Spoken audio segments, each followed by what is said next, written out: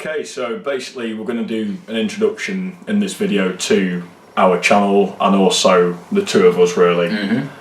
So this channel is solely dedicated at the minute to 40k games. We're starting off with 500 points and we'll be slowly taking them up the games in 250 point increments.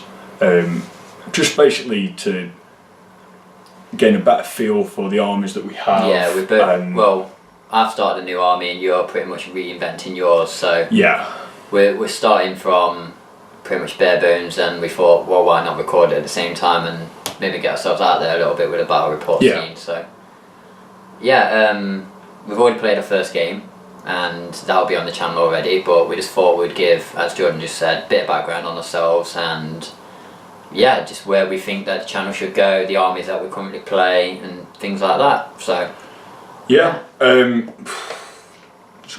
guess we should talk a little bit about ourselves really. So would you like to give yourself an introduction? Yeah, okay, well, I'm Kev. I pretty much play Necrons and Space Marines.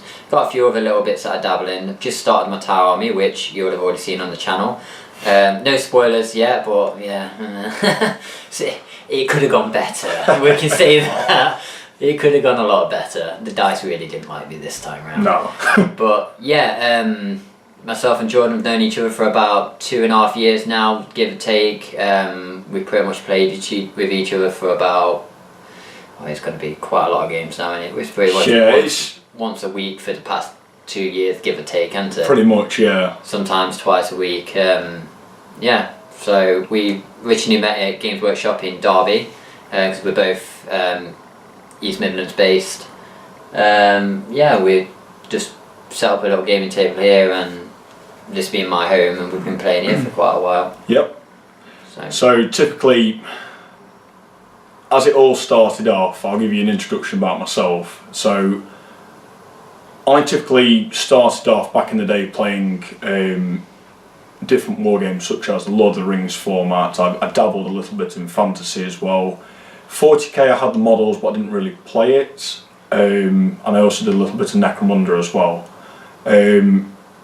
I took a break from the hobby for a few years during my teenage years, and when I started my apprenticeship again I got back into 40k because I started getting the funds, and I thought I want a way of spending my money that I'm getting a fair level of enjoyment out of, rather than just going out getting drunk all the time. Not that that's not enjoyable. Not that that's not enjoyable, but I always say to my mum when she says to me like, oh, why are you spending so much money on models and stuff like that, I always turn around and say, well, you'd rather me spend it on plastic crack than actual crack. So that's the way I look at it. So yeah, it's quite addictive, but I enjoy the hobby. 40k, as Kevin said, we met at Games Workshop Derby.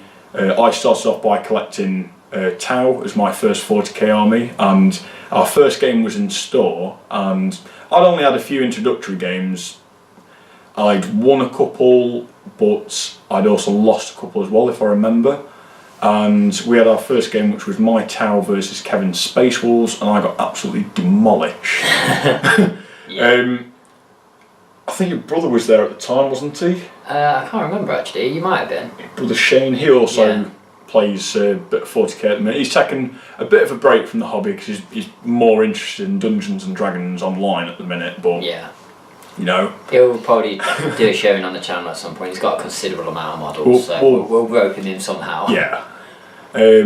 But yeah, we sparked off our friendship there. We started playing at the local wargaming club in Derby, Dice and Dagger, as it was at the time. That was in the city centre. It's now moved to a different location in the city centre. We played a lot of games there, mainly between the three of us. This was myself, Kevin and his brother Shane. We made some friends there, which we kind of, as we were regulars, we were getting a few games in against them. We were there every Thursday or so, weren't we? So yeah. And basically, without fail. This was just a bunch of lads that all pretty much either work part-time or full-time, and we just need kind of like a release in the week from our... Throw some dice, have a bit of banter. From the rigmarole of working life really, so getting out of the house, getting together, having a laugh really. And yeah, just we play at Derby, we play at each other's houses, and we also go to Warhammer World, as Kevin said. We are Midlands based, so it's only about a half-hour journey about to 25 minutes for me. Yeah, 35 for myself to get to Warhammer World in Nottingham. So any decent events that are on there, or if we decide to create a tournament amongst our gaming group. Yeah, we've just had one recently. As well as Apocalypse games, we've done quite a few of. Our biggest Apocalypse game, thinking back, was 20 points aside. So we effectively 20 points. 20 points. 20,000. 20,000. Sorry, this is getting later on a Sunday. I'm quite tired after the weekend. So it was 20,000 points aside. So this was 40k of 40k. Yeah. In this sense. By design. By design. There was a bit of a player difference though, wasn't there? There was it was myself and my brother being the two with the biggest collections. Myself with 9,000 points of Necrons, and my brother with 11,000 of Chaos. Against 4 players, yeah, which totaled at 20,000 points. But we were all playing. We were all playing Imperium with Harlequin allies, so. Yeah, and then it was pretty much. We got wrecked. Yeah. Cut long story short, but yeah. Highlights of that game: Necrons, Dwarf Flyers. Oh, what's that? Sure. I hate Necrons. But yeah, just if you're wanting to know about where this channel's going, we're essentially aiming to do an escalation in terms of the points, going up in 250 point increments. We'll be hopefully looking to bring about 2 to 4 videos a month, kind of involving battle reports, getting some banter in really, because at the end of the day, it's all well and good like being serious in the game, but you're meant to have fun in the hobby. If you just being won at all costs all the time, you might enjoy playing like that, but your opponents won't enjoy playing that all the time. Yeah. Well, I must admit, our lists aren't exactly timid, are they? There are really powerful lists that what you consider in our meta to be very powerful lists. I'd say so. An example being a Scorpius at 500 points. But sorry about that. So yeah, we do have some pretty powerful lists. I mean, my main army being Necrons, I've got quite a lot of powerful units, totaling quite a lot. I mean, recently added a few to them, bringing their points way over 9,000 now. So yeah, starting off on Tau, as I earlier said. Going back to how we actually met, when we actually met, when I bumped into Jordan, was actually introduced by the Games Workshop staff, because at the time I was playing Dark Eldar, and that was my first ever 40k army, and I thought I wanted to try out Space Marines, because my second choice was Space Wolves, because you know, cool Thunderwolves and stuff at the time. So I thought, you know what, I'll try that, and I'll join in with one of these tacticas and learn pretty much how to play a Space Marine army from a fast, very fragile Dark Eldar army. And on the day that I actually got there to actually play my game, Jordan was there for his Tactica, so the staff pretty much said, why don't you play each other? They paired us up. Yeah. That was it. As he mentioned, that didn't go so well for Jordan, and every game until today since then. So yeah, we have actually got quite a bit of a banter between us, really, haven't we? We're being a bit timid on camera. We can really stick some knives in each other. Be a bit cutthroat towards each other normally. So you'll probably, as we become a bit more relaxed in terms of like our bat reps, and you know, at the end of the day, we are talking in front of camera. So it's for the first time. It's a bit nerve-wracking when you're first doing it. So I can imagine to see in the next few games, you'll see more of our banter come out really. Yeah, and as we start like flushing out how we really want this to look. I mean, the most we've done is taken examples from current back reps, like how other people do it, and try and integrate that. But I should imagine after a while we'll find a way of how we want it to work, and what we don't like and what we do like, and start working. I mean, we are committed. We've just got ourselves a brand new camera so we can actually do this. And not to mention, we have a 105 watt bulb right above there, which is very hot. We need the light, okay? We need the light. It's the only way we can actually get it to a standard where we can actually see decent what's going quality. on. Yeah. Well, we couldn't rely really on daylight, as it's kind of dark outside, as it's still kind of winter. We tend to play in the evenings as it is anyway, so I'm assuming most people do. Well, saying that, don't really know, to be fair. But yeah, we work full time, so this is kind of our best way of doing it. Yeah, for the most part, we'll probably be playing here, since we can pretty much meet up whenever's convenient for the pair of us, grab some pizzas in like we did today, and just have some fun, really. Yep. Occasionally, you may see some games around my house, as I also have a game in Matt's, but I haven't made much terrain for it yet, so Kevin can just bring some of us along. Yeah. You may see some games at Warhammer World if they're cool with us filming there, which I'm pretty sure they are, as long as you give them a bit of heads up about it. Yeah. As well as that, you'll see some games at the Derby Gaming Club, Dice and Dagger, which at the minute is based in a pub. So absolutely brilliant idea. As well, not if you're driving home. It's not. Yeah. Beers, food, dice. That's it. The three essentials, really. That's it. Who needs women when you've got dice?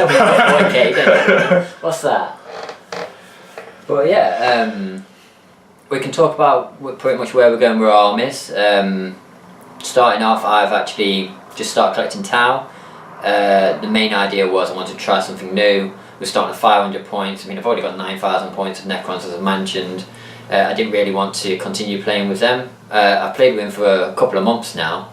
Not long after the new Codex dropped that I really started collecting, and it wasn't just a box here and a box there. Well, let's be honest, actually. Let's be honest, because I'm pretty sure, as I remember, you came up against another player in a tournament that did very well against you, and you thought, right, I want that army. Pretty much. I did win that game. I didn't lose and then think, I got beat by someone overpowered. I did win.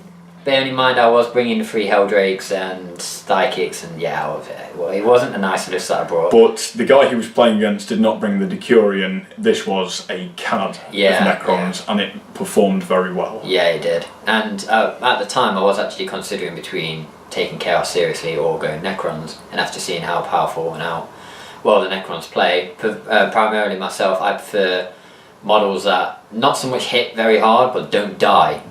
It's more the fact that I like the fact that don't get removed. Yeah. Because playing every other army, unless you've got Feel No Pain, it's literally fail 1 dice roll, models removed, even down to Terminators and stuff like that. It's just, plus an army extra save was what I was looking for. Effectively isn't scared of any vehicle, really, because of Gauss. Never really. That's it. So in terms of run through of the armies that you've played, I mean, you've done Dark Eldar, Space Wolves, Raptors chapter. Yeah, I've gotten rid of the Space Wolves and the the Dark Eldar, haven't I? And it's primarily just Raptors chapter, which are slowly moving on to Raven Guard. Simpsons pretty much the same thing, and Necrons and Tau. Yeah, myself and pretty much most armies I've tried, but I've kind of not really stuck to. So my armies that I've gone through are as follows. I've played Tau, which I still have a Tau collection of 4,500 points. What was my next one? I dabbled in Eldar, which I doubt would. Those stories of this famous Eldar, how well they was doing. We only seen them once because they got wrecked. I have a fair-sized army of Harlequins. I have a Chaos Demons army, mainly leaning towards Tzeentch. Very small amount of Orcs, which I'd more really use as an allied detachment at the minute. I'm trying to think what else I've got. Space Marines, Grey Knights. Oh yeah, we've got some stories about them as well, haven't we? Yeah. It's not the Death Star. That actually was a Death Star, but it didn't perform because I had new model syndrome plus grey model syndrome. And now I'm pretty much onto Space Wars, which after really my main army being Tau for the last 2.5 years, or 2 years as it is, to go from a army that kind of excels in firepower to an army that is very much aggressive in terms of assault and in terms of like you've got drop pods, you've got your vehicles just getting out, spilling out, you really Thunderwolf are cavalry now with that new codex as well, aren't you? And that's it. You really are a could potentially see some Wolfen very soon. I might actually make a proper Wolf star. Oh. So we might actually see that very soon. We could have a game probably about, I don't know, when we've got some more points. You may see me incorporate a Death Star into it. I probably need about 2,000 points to do it properly though. So this could probably be down the line somewhere. Yeah, probably some point later this year you might see us. Where do you feel yourself going with your 500 point list? Are you going to switch your army? Are you going to add to it? At the minute, I'm quite enjoying playing with wolves, so I'm not going to switch my army. I'm Just like want to start losing again. Don't want to start losing. I'm doing all right after one victory. Game. Typically, I would like to see my army grow. Probably, I'd like more objective control in the game. I'd probably like a few more tactical squad equivalents, or either like, we'll probably go Grey Hunters. 250, you're thinking adding more troops? Probably another squad of Grey Hunters, buffing up the existing Grey Hunter squads that I've got to probably about 8-man squads. Yeah, you've got 2 6 at the moment, haven't you? 2 6-man squads. I've got a Relic Whirlwind Scorpius, Battle of Kalek, and I have a Wolfguard Battle Leader with a few upgrades on. I'd probably get that Wolfguard Battle Leader changed to a Wolf Lord, just because Wolf Lord. And yeah, that's pretty much where I see myself going in terms of when we escalate it up to 750 points. What about yourself with your Tau? Well, after that game, it's clear that I need a few things changing in it. It's difficult for me though, because Tau is a brand new army. I really haven't done much other than play against them, so I don't really know much about the army. Today was a lot of rules checking, making sure that I've got my ranges correct, the leaderships, basic stuff really that I just don't know. With regards to where I'd go next, probably I want to start getting some of the bigger models, not go quite up to Riptide just yet, because have you considered Ghost Kill? Yeah, that's what I was thinking. Either a Ghost Kill or probably some Devilfish to make the troops a bit more useful, because this is pretty much sitting back doing nothing. Sea Turtle. Yeah, that's what you want. Means nothing to me, unfortunately. But yeah, probably add a Ghost Kill or 2, I don't know how many points they are, so I'll have to look into that. Whether or not I want my commander to still be flying, for an example, or make him into a commander that can actually buff another unit. But what they're going to buff at the moment, they've only got a small amount of points to use up. If I all of a sudden say, okay, he's going to be on the ground, what's he going with? He's going to go with battle suits. I personally, if you want a bit of input on that, I'd be tempted, certainly at 500 points. Are we going with the format where you can chop and change that 500 points? I want to pretty much stay with the 500 that we've got for now. Yep. Just so we can get used to the armies, and we do the chop and changes as we jump up at 250 increment. So that's something we're literally deciding right now, actually. As mentioned, we're pretty much starting with 500 points, and I keep adding 250, 250, and 250 as we build a collection and kind of let you guys come along for the journey, and then we'll bring in other people who play different armies, so we've got a bit of variety. But we don't really want to, or what I personally don't, because I'm trying to keep it to what we did beforehand. We've actually done this sort of thing before, wherein we stick to 500 points for a certain amount of games, whether it be 2, 3, 4, 7, whatever.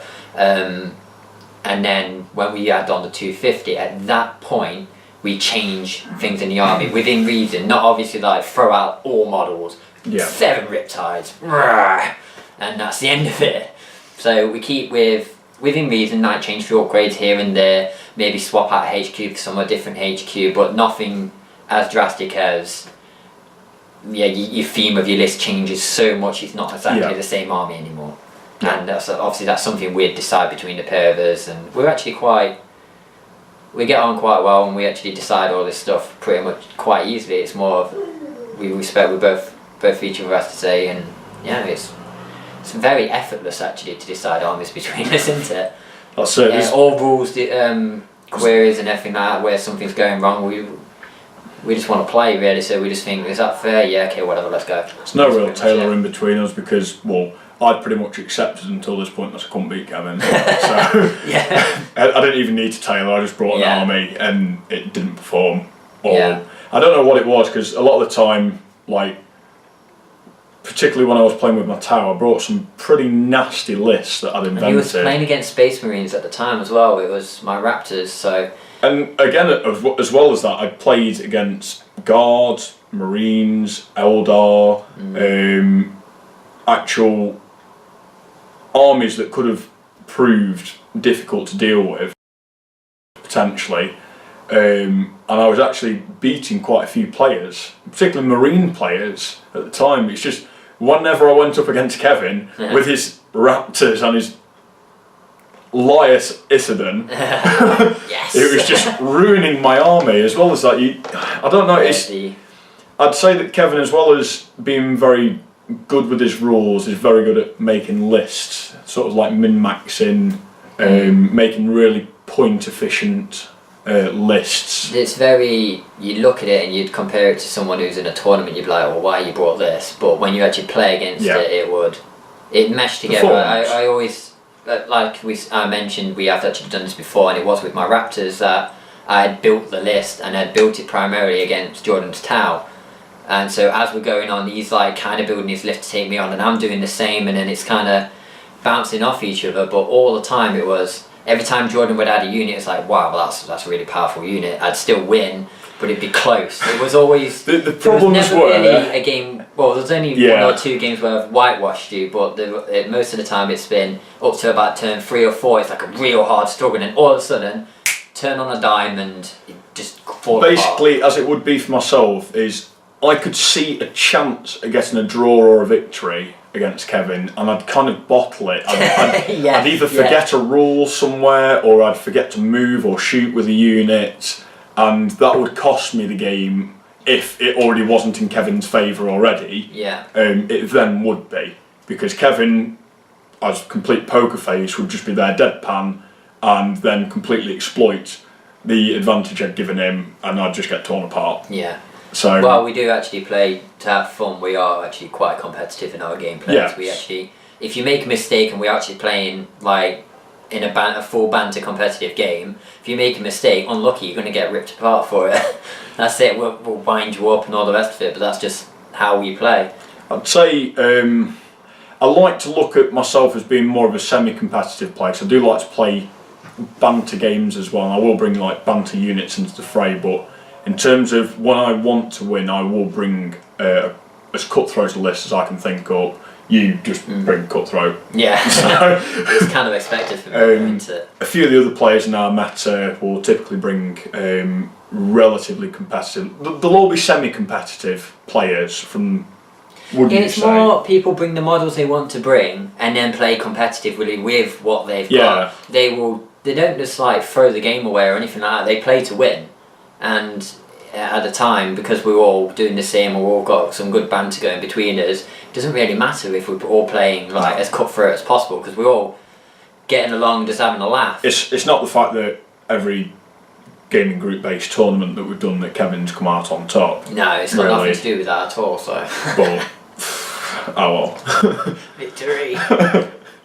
But yeah, that's kind of an insight really on where we are wanting to go with the channel, who we are, and just if you're wanting to see more out of us, post any comments below about what you'd like to see from our channel. Yeah, we really appreciate the feedback. If you'd like to play us, certainly at some point, I mean that's even better. If you want to have a banter game with us, if you want to have a competitive game with us, whatever, just let us know, and we're sure we can arrange something at some point. So I mean, the entire point of this is to like get into the community, show people what we're all about. Maybe even if people just want to watch the games and don't actually want to take part, that's cool too. And just laugh at how retarded we are on camera, and how rubbish we are at the minute in front of the camera. We'll improve. I will make a quick side note though on the actual paint on our models. Both of us do actually work full time, and myself, I actually work nights. So for me, it's actually quite difficult to get the time aside to actually paint anything. That's not saying I don't do it, but when it comes to playing our armies, we're not exactly playing primarily with grey. I mean, I did today because it's a brand new army. I've only had it a couple of weeks. I've only just finished assembling it today actually. So we're kind of in between. We're not got unpainted, but at the same time it's not just primed. It's in process. So we do try our best to actually paint when we get the time, but for the moment it's pretty much bear with us. We'll get there eventually, but for the most part it's about the gaming aspect and the banter behind it and that sort of thing. For myself, I'm in my 3rd out of 4 years on an apprenticeship. I work full time. I have a lot of other social commitments and family commitments during the week, so I find very little time in order to pump into the hobby in terms of like assembly and painting. I enjoy more the assembly and the playing aspect of the hobby than I do the painting. Yeah, I'm the same. Because for myself, if you're playing chess, for example, which is the way I like to see this, if you're playing chess, you don't have to paint the pieces that you are playing with to enjoy the game that you're playing.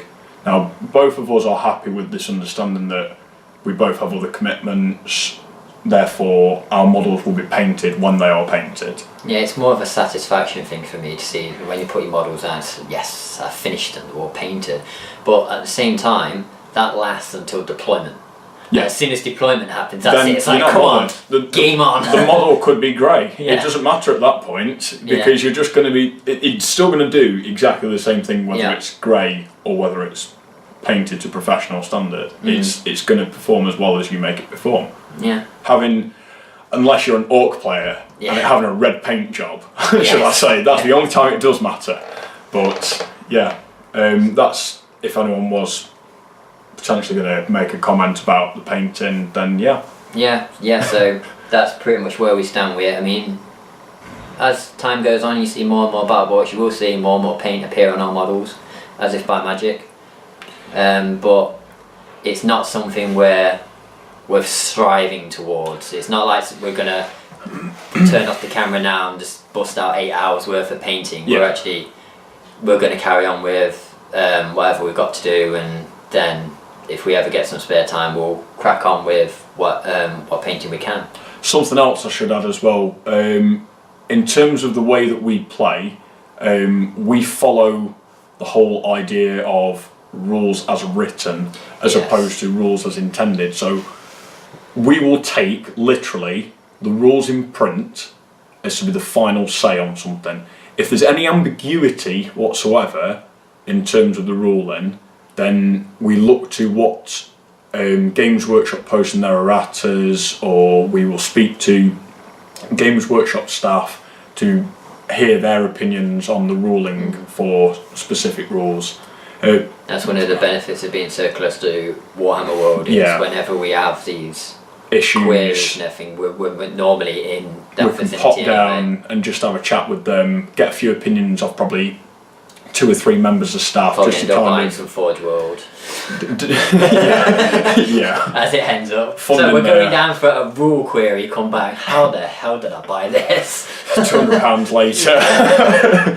But I don't remember requiring a night. that's typically how we play. So you will see a lot of debates over time, in particular with new rule sets that come out, with new codices. We may argue over particular rules. We may have to ask for community opinion, or you may see us get a rule wrong in a game that afterwards we will look at and then say, oh, it actually should have been ruled like this, and if that would have changed the game somewhat and like considerably, like in the game that me and Kevin have just had, if it had caused like a massive difference in victory points or caused us to draw, we may replay the game if it was that significant. Yeah, we would totally throw that game out the window and try again. We did have a bit of a rule conundrum in this one, wherein the Relic Whirlwind Scorpius, the rule of Relic of the Armory, something to do with having to bring a Master of Relics. I thought that the Space Wolves must have the Tech Marine or whatever they need to actually have the Relic of the Armory to actually be able to bring the model, whereas Space Marines were the ones that could just bring it anyway without. So we had a quick look at that. Jordan was clenching a little bit, thinking his victory was a bit... to be fair, we both really didn't know, to be sure, did we? I had to check. I did know it at one time, but it was more of a, is this even legal? It's like, well, hold on a minute, I don't know. And then it was a bring out the rule book, have a quick check. Yeah, actually it is. Yeah. So it's me grasping at straws, trying not to lose. But So again, with the ruling of that was that an army can take one relic. Yeah. Any more than one relic, then it has to take. I think either we've had Master of this Forge. we've had this argument before, haven't we? Yeah. Well, not so much argument. When debate. other players have been Yeah. wanting to bring, say, a relic whirlwind Scorpius as well as like a Sakaran battle tank Yeah, as that's well. where the confusion's come from. Where we've had it before and we can't remember specifically how we actually dealt with it and what the rulings Yeah. were. But anyway, yeah. So that's an insight into how we play and pretty much where we want the channel to go. As mentioned with content, we are actually going to try and keep this channel active. We don't want it just to like produce one video every like 2 months or something like that. We intend to Keep it going. Yeah, we want to monthly. You'll see probably 2 to 4, as mentioned earlier, battle reports, or you may see us even talking to other players within the community on Google Hangouts or just there'll be content. getting together and having chats. Whatever it'll be, there will be content. We will keep it going. With battle reports, we intend to not so much play every week. It's more of a meet up whenever we do, and record multiples and then release them in segments. So you get the content. You're not just waiting for months like Game of Thrones. Yeah. Okay. Thank you for listening, and we shall see you around at some point. Yeah. Happy Thanks, guys. wargaming.